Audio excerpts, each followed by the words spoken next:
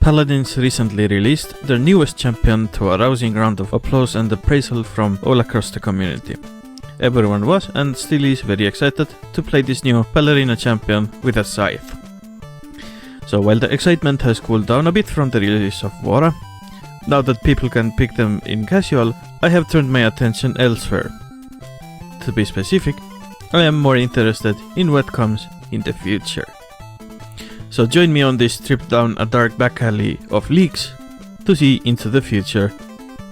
Before we continue, however, much of this video is my conjecture and speculation based on what is in this leak. I can't actually see into the future, so anything I say is very likely to be wrong.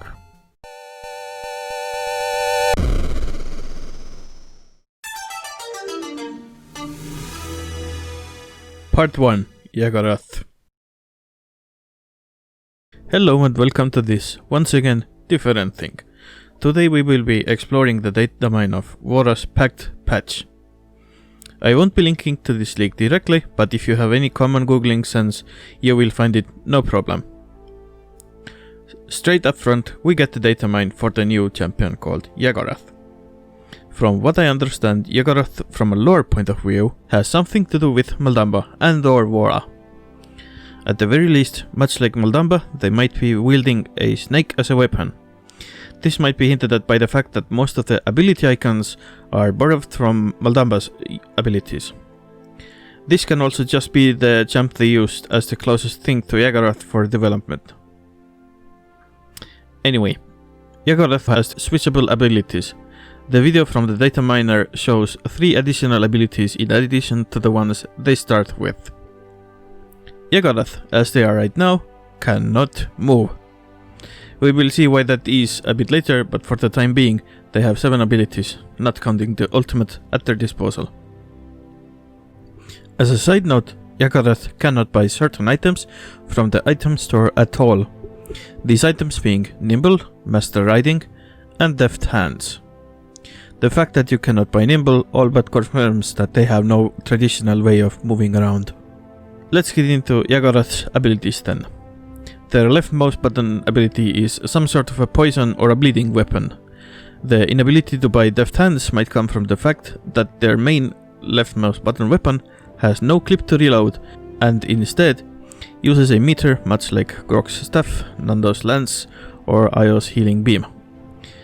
It deals 50 damage on hit and 33 this sort of bleeding after damage per tick. For some reason, while you are firing, it also slows down the mouse movement. Yagorath's right mouse button is a direct damage blast. Kinda like Maldamba would heal you with this direct zap thing. This does damage to enemies and has 3 charges. It deals 500 damage and some AoE damage.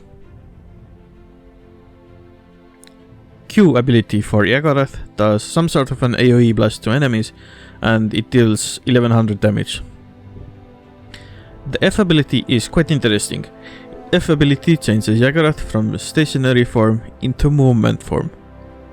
This is when the 3 extra abilities swap with the primary ones while the F ability lasts. When the movement of F ends, the abilities swap back.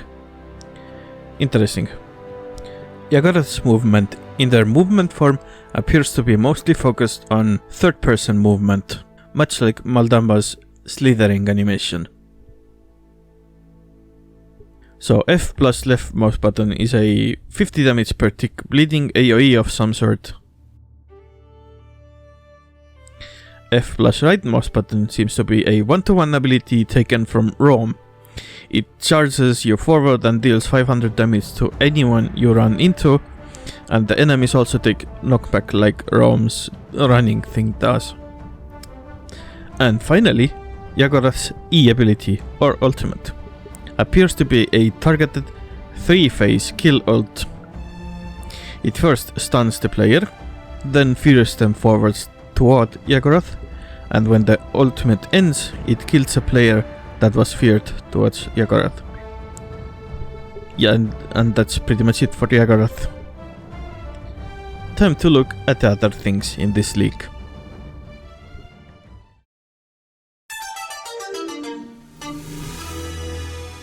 Part 2. Skins. So here are some odd bits and ends put together.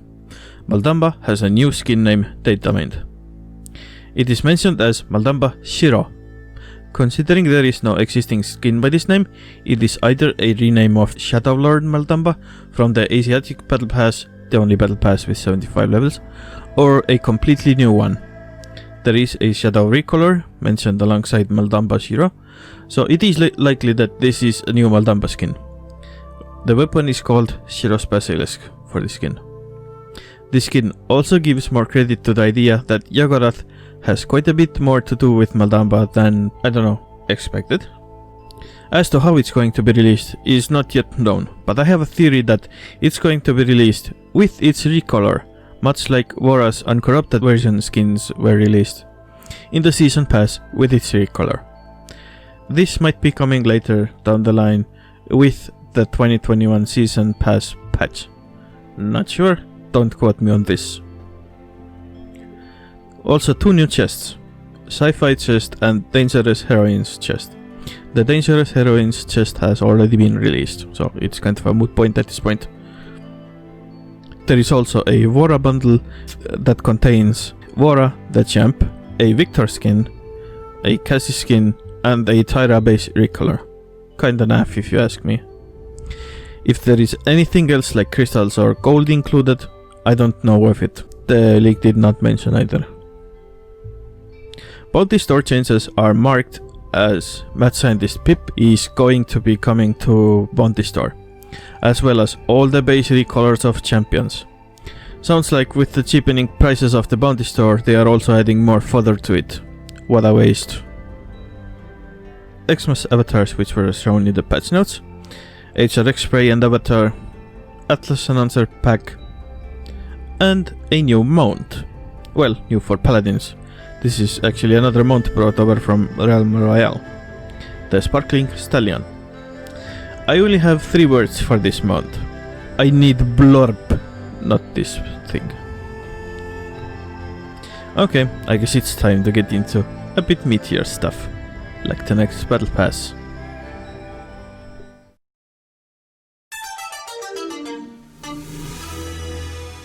Part 3 Battle Pass. The next Battle Pass appears to have the theme of angels. I wouldn't be surprised if they made the next angelic skins like they did with Tyra and Androxus way back in Rise of Furia. However, these are the champions that will get an angelic skin in this Battle Pass. Khan, Lian, Genos, and Koga.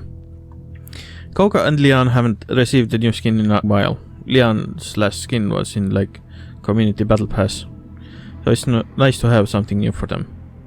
Koga's last skin was the Cyberpunk one? I'm actually having trouble remembering. But my problem with this Battle Pass is, why is Khan getting a skin? He was just nerfed plus had the Draconic skin not too long ago. They could have also easily not done a skin for Genos and gone with Thorvald instead, as Genos literally just got a skin. Myrnos, anyone? However, what this will actually look like is yet to be seen. I can actually see Genos being a perfect fit otherwise for an angelic skin. The Space Jesus literally floats too, so yeah. It's gonna be at least okay.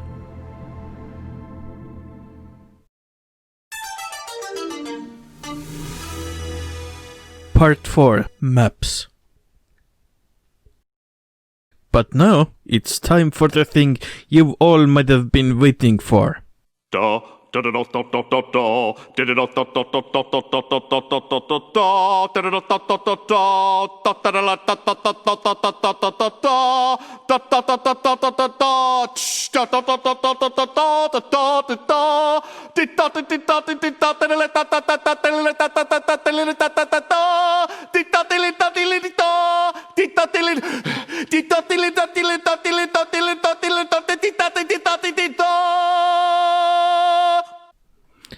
Payload mode. Yes sirree, payload mode maps have been datamined as being in the game.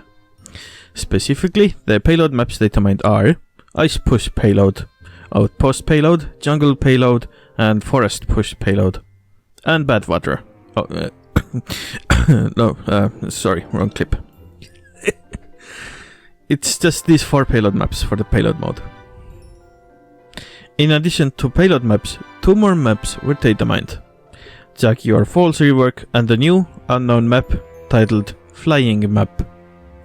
This might be a new map for payload mode, but it is most likely a new test map instead, hinted at by the simplistic name. And that's it. I hope you enjoyed having a look into the potential future of Paladins. The datamine things datamined from this patch seem to indicate all of the content until the end of the roadmap they posted on their site some time ago. After that, dark theories arise, but that is a topic for another day. Hopefully they will have more than is written in the roadmap. As a side note, in the roadmap they mention no new events, but recently on Twitter they have mentioned something about bringing events back. Who knows? Maybe the events will actually return. But that's it from me. I might do this again if this is something like you'd like to watch. So subscribe and upvote. Yes, this is where video ends.